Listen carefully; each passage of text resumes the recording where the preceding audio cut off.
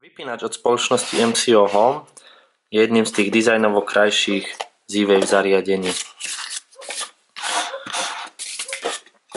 Samotný vypínač už v sebe nesie podporu Z-Wave zariadení alebo Z-Wave siete, takže nie je potrebné k nemu nič dokupovať. Tento vypínač sa vyrába v 4 variantách. Je to jedno tlačítko, dvojtlačítko na stranách, dvojtlačítko pod sebou alebo štvortlačítko. Zapojenie je veľmi jednoduché. Ak je to štvortlačítko, máme tu ešte o 2 vstupy viac, teda živé, ktoré môžeme použiť. Dizajn predného panelu, je to sklo, je to veľmi pekne vyriešené dizajnovo. Tieto vypínače sa podobajú na vypínače od značky Livolo. Po zapojení do systému, keď je tento okruh svetelný alebo ktorýkoľvek zapnutý, tak toto tlačítko svieti na zeleno. To podsvietenie je veľmi pekné a dodáva tomu taký správny efekt.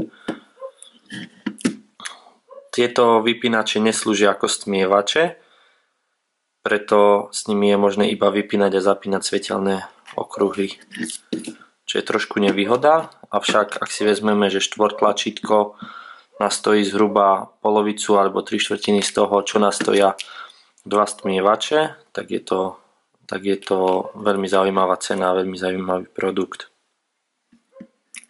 Dobre, poďme si to skúsiť zapojiť. Dobre, po zapojení tohto vypínača je možné ovládať osobitne všetky tlačítka, to s tlačením, s tým, že keď je tlačítko alebo obvod zapnutý, tak svieti na zelenú farbu.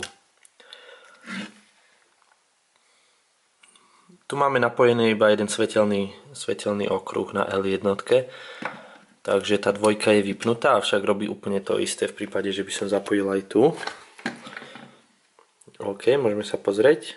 Stlačím ho, ide. Funguje veľmi rýchlo a veľmi pohodlne. Po pridaní tohto vypínača do systému Fibaro sa nám opäť správa ako dve relátka v tomto prípade. Ak je to štvorvypínač, tak by sme mali 4 relátka osobitné. A opäť môžeme to ovládať cez systém a samozrejme kombinovať tieto ovládania.